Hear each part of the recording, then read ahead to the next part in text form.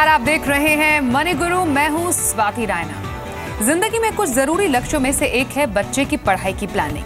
Best school college में आपका बच्चा पढ़ाई करे, इसके लिए आपको एक अच्छे खासे कॉर्पस की जरूरत पड़ेगी और महंगी होती पढ़ाई के लिए जरूरत है सही फाइनेंशियल प्लानिंग की, क्योंकि प्लान करेगा इंडिया तभी तो पढ़ेगा इंडिया। तो क्या है चाइल्ड एजुकेशन प्लानिंग के तरीके, आज हम बताएंगे आपको मनी गुरु चाइल्ड स्पेशल में। और इसके लिए हमारे साथ आज है फाइनेंशियल प्लानर विश्वजीत पराशर। तो विश्वजीत से हम बातचीत करते हैं कि आखिरकार कैसे हम अपनी फाइनेंशियल प्लानिंग के जरिए बच्चों की पढ़ाई की प्लानिंग कर सकते हैं और आखिरकार इतना जरूरी क्यों बताया गया है। स्वाति, अगर आप सबसे पहले देखें, बहुत सर्वेज हो चुके हैं, सर्वे आफ्टर सर्वे यही निकल के आता है कि सबसे इम्पोर्टेंट गोल्स, बाकी गोल्स को छोड़ दो, इंडियन पेरेंट्स में और वर्ल्ड वाइड सबसे इम्पॉर्टेंट गोल जो होता है वो है चाइल्ड एजुकेशन प्लान। कि हर पेरेंट चाहता है कि उसके बच्चे बेस्ट से बेस्ट कॉलेज में पढ़े। इनफैक्ट स्टेटस सिंबल भी बन जाता है कई बार, लेकिन वो चाहते हैं कि जिस कॉलेज में मैं पढ़ा था उससे अच्छे कॉलेज में मेरे बच्चे पढ़ें, उसको पैसे की कमी ना हो। तो ये एक नंबर 1 गोल है, इमोशनल गोल है और हर पेरेंट चाहता है कि इस गोल में पीछे ना रह जाए, चाहे उसकी अपनी रिटायरमेंट रह जाए, प्लानिंग रह जाए, चाहे उसका अपना लाइफस्टाइल थोड़ा कम हो जाए, पर उसके बच्चे जो हैं वो बेस्ट कॉलेज में पढ़े। आपको लगता नहीं ऐसे में बच्चों पर थोड़ा प्रेशर बढ़ जाता है कि एक्चुअली जब बच्चे नर्सरी में ही होते हैं तब से उन पर प्रेशर आ जाता है कि तुम फर्स्ट आओ, क्लास में फर्स्ट आने की जरूरत है क्योंकि हम तुम्हारे लिए बेस्ट से बेस्ट एजुकेशन की प्लानिंग कर रहे हैं।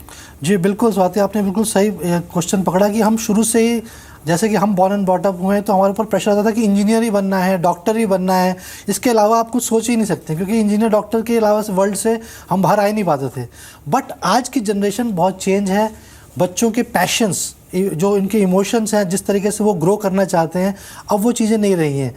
कुछ लोग फोटोग्राफर बनना चाहते हैं, कुछ लोग एक्टर बनना चाहते हैं। So it's not now about engineer and doctor any more, it's about what is a child's passion, that is more important and parents are understanding this very well. So important ये है कि planning करिए और अपने बच्चे को खुला छोड़ दीजिए कि वो क्या बनना चाहता है, जिसमें उसको अच्छा लगता है, जिसका उसको अंदर पैशनेट है, वो वही काम करे और उसमें वो ग्रो करे। एब्सोल्युटली। और आई थिंक एक बैलेंस है कि आपके जो पेरेंट्स हैं वो आपके बच्चे के लिए, जो अपने बच्चे के लिए कैसे प्लानिंग कर रहे हैं, और बच्चे का अपना जो पैशन है, जैसे आपने कहा, वो एक बैलेंस उसमें होना ज़रूरी है। क्योंकि बच्चे के लिए प्लानिंग उनके पेरेंट्स करते हैं और शायद पेरेंट्स ये भी सोच लेते हैं कि हमारी मर्जी से आगे पढ़ाई करेगा या करेगी, तो शायद यहाँ पर थोड़ा अनफेयर होगा उनके लिए।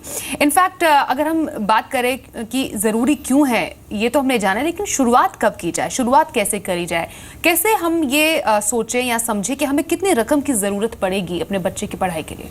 जी बिल्कुल स्वाति, आप कोई भी करियर चूज़ करते हैं, इसके लिए सबसे आसान तरीका है, अगर आप चिल्ड्रंस फ्यूचर प्लानिंग करना चाहते हैं तो सबसे पहले देखिए आज उसकी प्रेजेंट कॉस्ट क्या है। चाहे वो आप इंजीनियरिंग कराना चाहते हैं या मेडिसिन कराना चाहते हैं, अगेन मैं वही प्रोफेशंस ले रहा हूँ, बट एज अ बेंचमार्क आप स्पोर्ट्समैन भी बनाना चाहते हैं तो स्पोर्ट्स की भी कोचिंग की कॉस्ट बहुत ज़्यादा बढ़ गई है।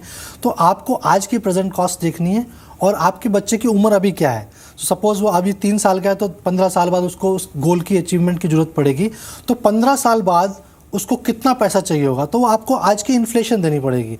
इन्फ्लेशन, महंगाई जो सबसे बड़ा इसके अंदर डेवल होता है, वो अगर आप एजुकेशन में देखें तो करीब 10% से ज़्यादा महंगाई है इसमें।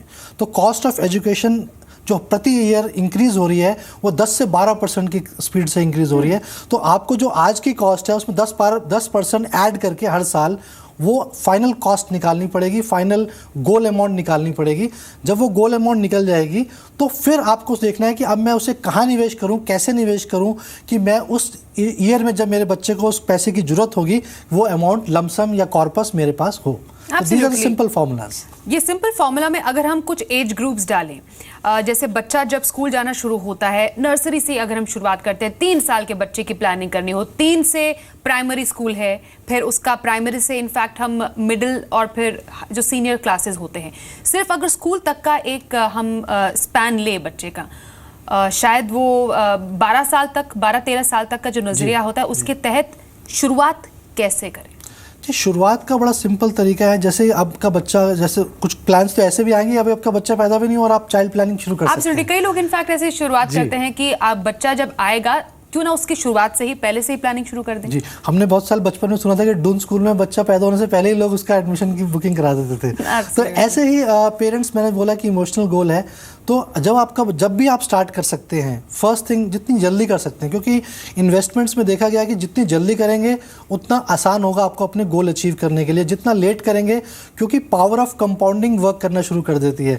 अगर आप जल्दी करेंगे उसी पैसे पे आपको ब्याज मिलेगा, उसी पैसे पे रिटर्न मिल रही है और वही पैसा आगे फर्दर इन्वेस्ट हो रहा है, तो आपके लिए ईजी हो जाएगा। तो अब जैसे कि SIP एक रूट हम बताते हैं, सिस्टमैटिक इन्वेस्टमेंट प्लानिंग कीजिए। तो अगर आप नर्सरी में भी आपका बच्चा है तो अगर आज से ही आप 5,000, 10,000 रुपये, 3,000 रुपये, जितना भी आप निवेश कर सकते हैं, आप अगर शुरू करते हैं और जैसे जैसे आपकी इनकम ग्रो करती है आप अपना निवेश इन्वेस्टमेंट्स बढ़ा सकते हैं चाइल्ड प्लान के लिए, ताकि आप अपनी जब भी डिजायर्ड गोल हो, जो कि मेजर जो कॉस्ट चाहिए होती है, जो कॉर्पस चाहिए होता है, वो करीब 12वीं के पास जरूरत पड़ती है जब हायर एजुकेशन के लिए जाते हैं, और रेस्ट 12वीं क्लास तक आपको एक फीस का एलोकेशन करना पड़ता है, जो आप अपनी डेफिनेटली सैलरी या बिजनेस प्लान जो भी आप कर रहे हैं उसमें आपको अलग से रखना चाहिए।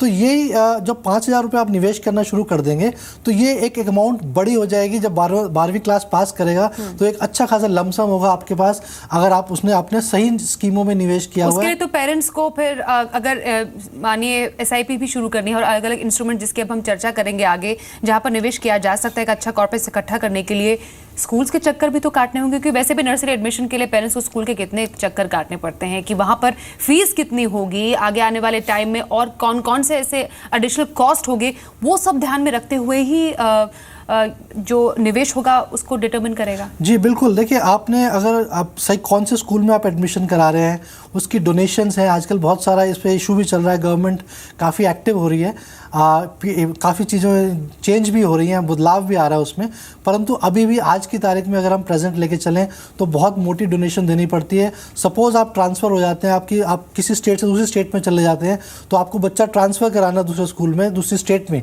तो एक एडिशनल कॉस्ट है। तो एक अलग से आप करीब एडिशनल अमाउंट रख सकते हैं शुरू में ही, क्योंकि ये एजुकेशन कॉस्ट जो है ये तो आपको देनी ही देनी है। This is the last thing you want to not to do. तो आपको बच्चे की पढ़ाई के लिए एडिशनल सेविंग रखनी चाहिए।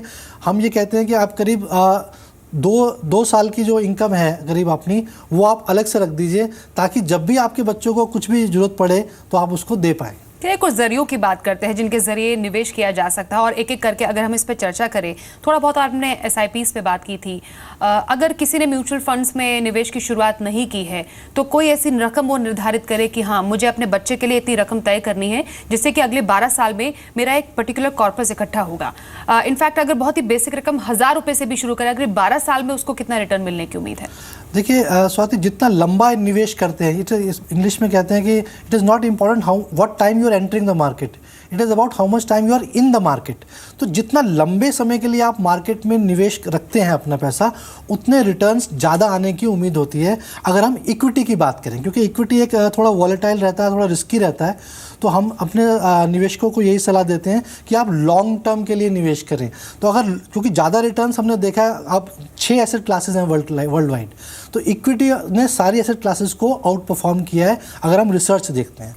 तो अगर आप ज़्यादा रिटर्न्स की अपेक्षा रखते हैं तो आपको कुछ ना कुछ रकम आपको इक्विटी में निवेश करनी पड़ेगी। और अगर आप इक्विटी में निवेश करते हैं तो लंबा होराइजन चाहिए, टाइम होराइजन चाहिए, 8 साल 10 साल, ताकि आपको एक अच्छी रिटर्न मिल जाए और आपका रिस्क जो है वो भी कम हो जाए। तो मेरे ख्याल में 15% के करीब रिटर्न अगर आप एक्सपेक्ट करके चले 10 साल से ऊपर, तो ये एक नॉर्मल केस है जो एक्सपेक्ट किया जा सकता है। तो अगले 12 साल तक के लिए SIP एक काफ़ी बेहतरीन जरिया आप मानते हैं कि हाँ बहुत छोटी रकम से ही सही लेकिन एक अच्छा कॉर्पस इकट्ठा किया जा सकता है। कुछ अगर फंड्स की इसमें बात की जाए तो कैसे फंड्स में निवेश करना बेहतर रहता है? क्योंकि जो बहुत यंग पेरेंट्स होंगे वो थोड़ा सा चाहेंगे कि हाँ अच्छा रिटर्न मिले। जैसे जैसे आप आगे बढ़ते हैं, हायर एजुकेशन की तरफ जाएंगे तो पेरेंट्स थोड़े और खुद भी बड़े हो जाते हैं, तो वहां पर क्या स्ट्रैटेजी थोड़ी डिफरेंट होने की जरूरत है म्यूचुअल फंड्स में निवेश की? बिल्कुल स्वाति, जब भी हम निवेश करते हैं तो उसमें 3 चीज़ें देखते हैं कि आप एज अ इन्वेस्टर आपकी रिस्क प्रोफाइल क्या है, बहुत कंजर्वेटिव हैं, आप थोड़ा रिस्क ले सकते हैं, या आप बैलेंस फंड्स में निवेश करना चाहते हैं। तो म्यूचुअल फंड्स में हर तरीके का विकल्प है।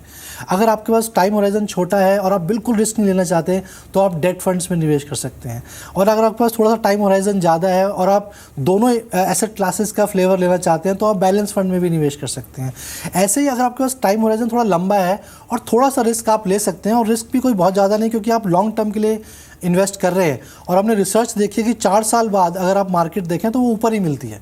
तो शॉर्ट टर्म में मार्केट का नेचर है कि वो वॉलेटाइल रहती है, और एसआईपी की यही ब्यूटी है कि वो हर मार्केट साइकिल में निवेश कर रही है। तो जब मार्केट ऊपर है तो आपके रिटर्न्स ज़्यादा हैं, जब मार्केट नीचे है तो आपको ज़्यादा यूनिट्स खरीदने हैं मार्केट से, तो रुपी कॉस्ट एवरेजिंग हो जाती है।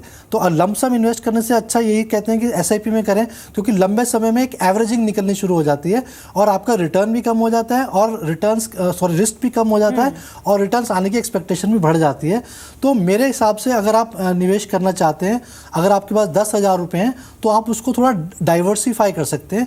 करीब 5-6 हज़ार रुपये आप इक्विटी फंड्स में निवेश कर सकते हैं, 3-4 हज़ार रुपये आप बैलेंस फंड में निवेश कर सकते हैं और 2,000-3,000 आप मिड कैप फंड्स में निवेश कर सकते हैं, ताकि आपको विद इन म्यूचुअल फंड्स में भी एक अच्छा एक्सपोजर डाइवर्सिफिकेशन हो जाए। जब डाइवर्सिफाई हो जाता है तो रिस्क और कम हो जाता है। एब्सोल्युटली। इनफैक्ट आप कुछ फंड्स की बात करें, जैसे लार्ज कैप, मिड कैप और बैलेंस फंड्स में अगर दर्शकों के लिए कुछ ऑप्शंस बताए जाएं तो कौन से ऑप्शंस बेटर होंगे? क्योंकि कई लोग जिन्होंने निवेश किया भी होगा, कई लोग जो सोचना चाहते हैं कि हाँ मैं यहाँ पर निवेश करने की सोच सकता हूँ या सोच सकती हूँ, वो कहाँ सोचें? जी, अगर आप लार्ज कैप में निवेश करने की सोच रहे हैं तो मेरे हिसाब से Franklin India blue chip fund, SBI blue chip fund, axis equity fund, ये लार्ज कैप फंड्स हैं।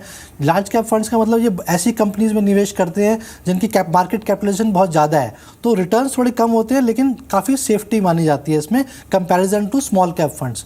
ऐसे ही अगर आप मिड कैप फंड्स में जाएं तो एचडीएफसी मिड कैप अपॉर्चुनिटीज़ एक फंड है जो बहुत अच्छा परफॉर्म कर रहा है। फ्रैंकलिन इंडिया प्राइमा फंड है जो बहुत अच्छी स्कीम है जिसमें अच्छा खासा रिटर्न बन सकता है, और अभी 6 महीने से हम देख रहे हैं कि मिड कैप फंड्स में एक बाहर आई हुई है, बहुत अच्छे रिटर्न्स भी मिले हैं। तो ऐसे करके अगर आप डिवाइड करते हैं, और अगर आप बैलेंस फंड में देखें तो ICICI prudential balance advantage fund है, प्रिंसिपल स्मार्ट इक्विटी फंड है। तो आप किसी भी स्कीम में जब आप निवेश करते हैं तो आप पास्ट परफॉर्मेंस जरूर देखते हैं, हालांकि वो गारंटी नहीं है कि आगे भी वही रिटर्न आएंगे, बट आप हर साल में एक बार उनकी परफॉर्मेंस देख सकते हैं, और अगर 2 साल तक कोई स्कीम आपको परफॉर्म नहीं करके दे रही है तो आप उसको चेंज कर सकते हैं। इनफैक्ट स्पेसिफिकली बच्चों के लिए, जैसे जो बच्चों के लिए चिल्ड्रन बेनिफिट स्कीम्स होती है, वो कितनी ज़्यादा अगर रिटर्न की बात की जाए और बच्चों के बेनिफिट के लिहाज से बात की जाए तो उनका क्या ट्रेंड रहा है? बिल्कुल, बहुत अच्छा, very interesting question, because this is the best question, और हर पेरेंट कंफ्यूज हो जाता है क्योंकि म्यूचुअल फंड्स में भी हमने देखा गया है कि कुछ चाइल्ड प्लान्स लॉन्च किए हुए हैं, और इंश्योरेंस प्लान्स में भी बहुत सारे चाइल्ड प्लान्स लॉन्च किए हुए हैं जो यूलिप के नेचर के होते हैं। तो एक as a investor, as a parent, आप कंफ्यूज होते हो कि आप डायरेक्ट म्यूचुअल फंड स्कीम में जाएँ, डायरेक्ट एसआईपी लें या सिर्फ चाइल्ड फंड में निवेश कर दें। तो म्यूचुअल फंड्स ने इस चीज़ को बहुत अच्छे से समझा है, दे अंडरस्टैंड कि अगर आपको प्रोडक्ट वही आता है उसकी पैकेजिंग चेंज कर दी जाती है।